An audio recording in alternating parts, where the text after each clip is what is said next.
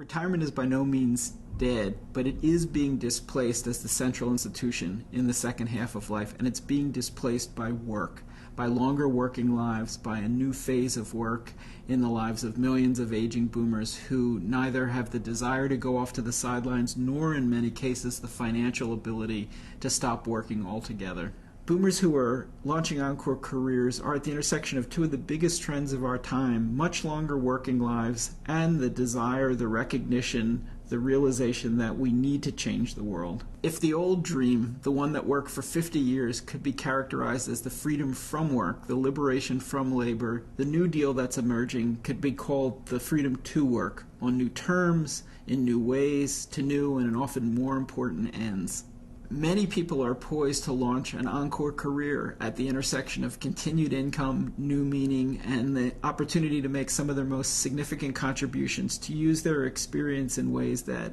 matter not only to employers and to themselves, but to the society. The movement of tens of millions of boomers into a new phase in their working lives is the biggest transformation in the American workforce since millions of women a generation ago broke down barriers and moved into roles that were off limits to their mother's generation. For the most part, this group has been all dressed up with few places to go. We've discounted their experience. We've made it difficult to find work that's personally meaningful and that makes a significant contribution to the well-being of the country. And we're missing what might well be one of the big opportunities of the 21st century.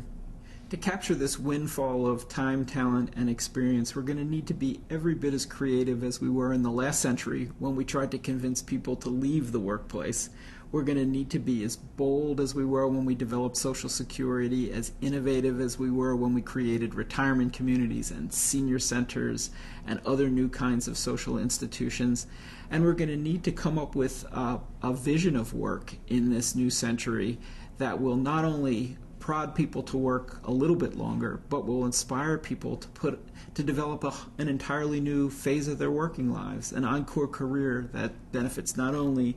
individuals in terms of financial reward and in terms of using their experience, but also amounts to a windfall for communities.